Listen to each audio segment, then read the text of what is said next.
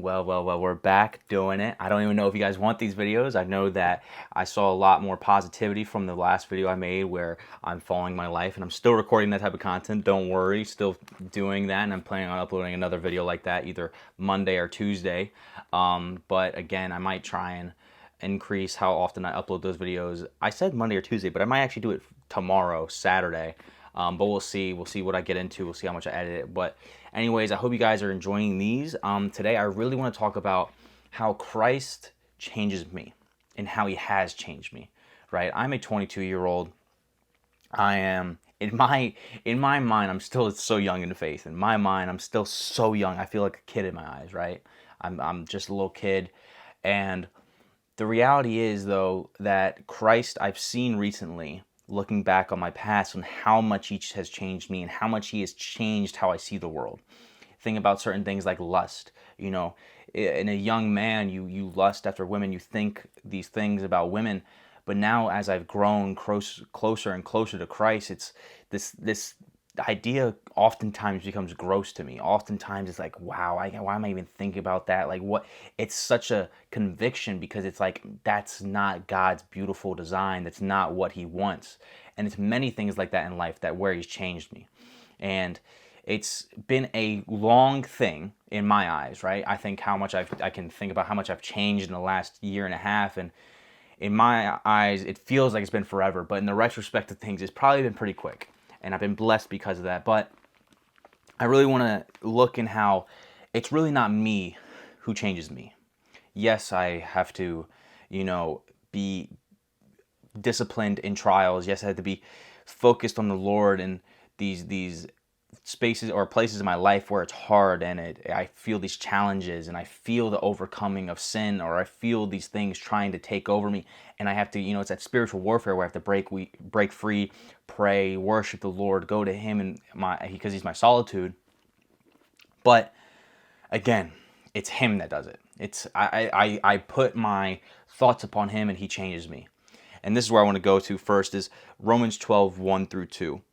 Paul wrote here saying, I beseech you therefore, brethren, by the mercies of God, that you present your bodies a living sacrifice, holy, acceptable to God, which is your reasonable service. And do not be conformed to this world, but be transformed by the renewing of your mind, that you may prove what is that good and acceptable and perfect will of God. See, I see this and I instantly think about how the Lord tells us, right, our hearts are wicked.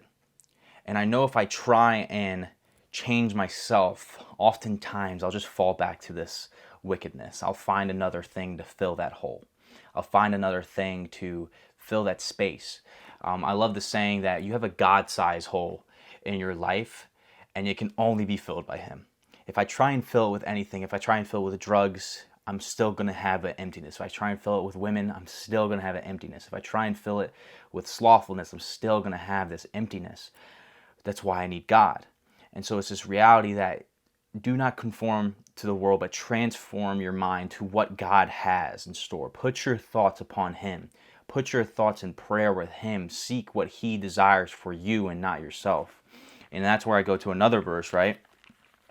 I first want to go to Psalm or Proverbs, I think. I have two more verses I want to use here for this. It's Proverbs 3:5. Trust in the Lord with all your heart and lean not on your own understanding. In all your ways acknowledge him and he shall direct your paths.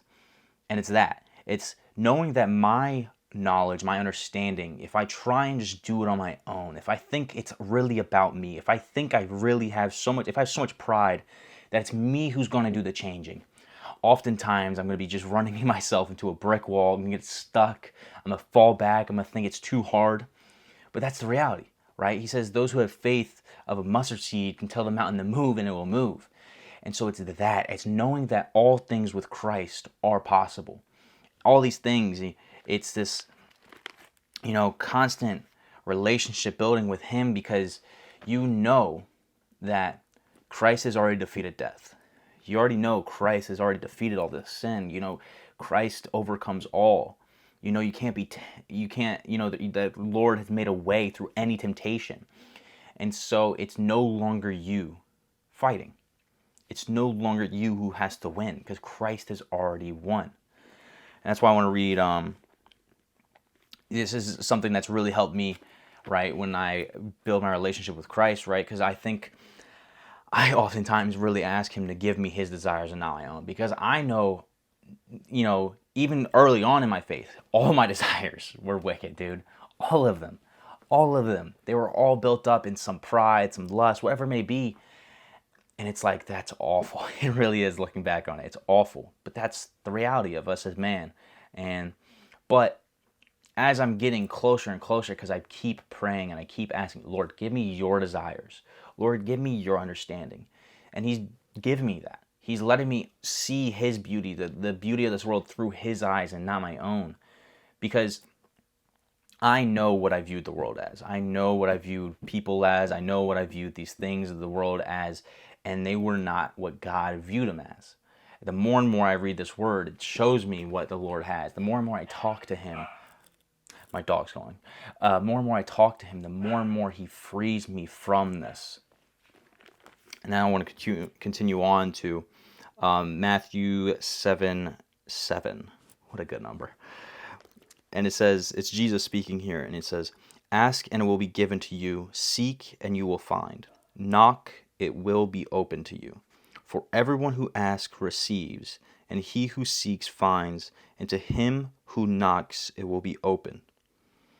And then I'm going to skip down to 7:12.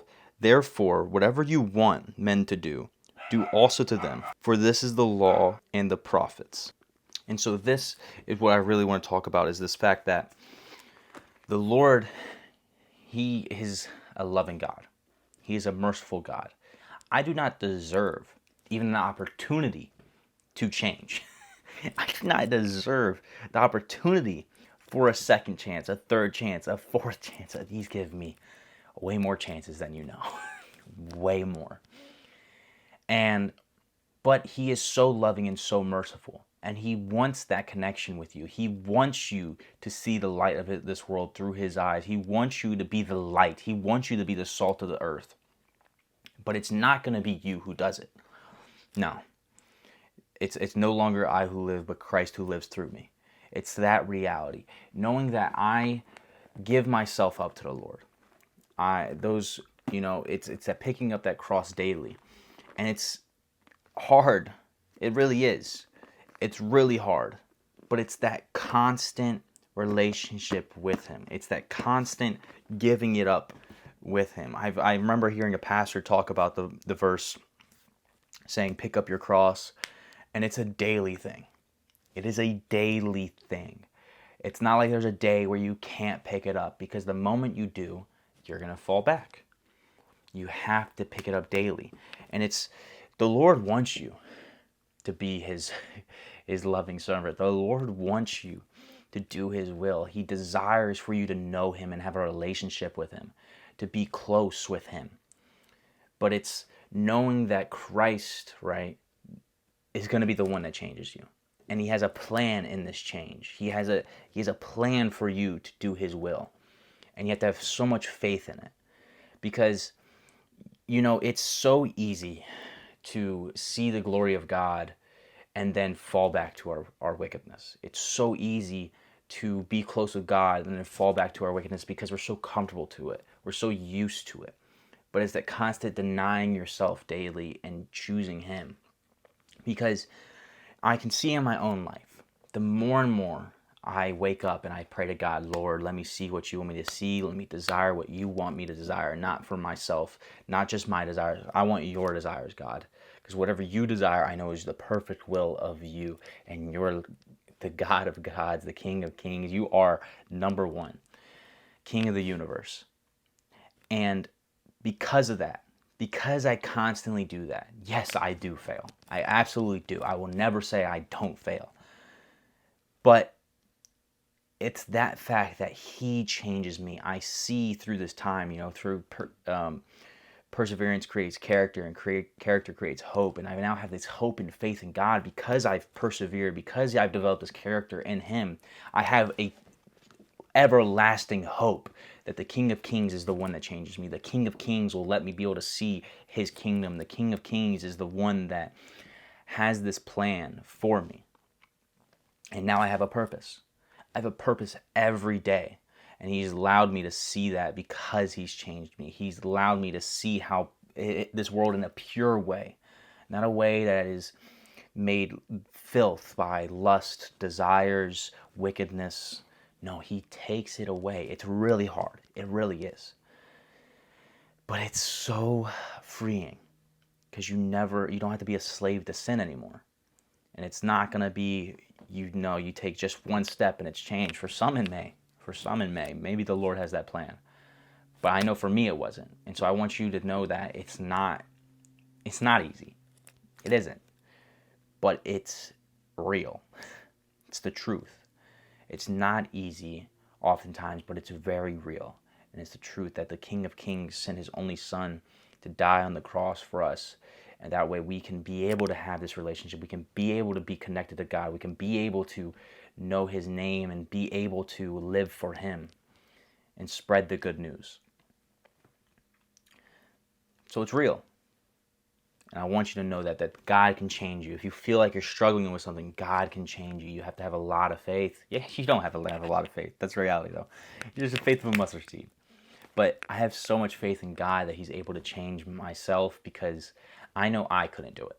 I know there was a certain point in time where I was doing it all by myself, and I changed a lot, but I was still left in the same place spiritually. You got that God-sized hole that only he can fill. And I hope you try and fill it with him and not anything else. Trust me, I've tried to fill it with many other things, and it never worked out. And so I just choose him. I choose him constantly because I know the other things of this world are not worth it one bit. I love y'all, and I hope you guys enjoy this. I hope you guys want more content like this. I hope you want me to keep preaching the word like this to y'all. I know I'm going to keep preaching the word in the other videos as well. If you guys rather, though, I maybe add this just to the other videos, because I'm probably going to end up doing at least once or twice a week those videos where I'm following my life. If you rather me just add this into there at some point in a smaller segment, because I'm still talking about God plenty, in those videos. He's my number one, and I'm going to make sure he's my number one in everything I do.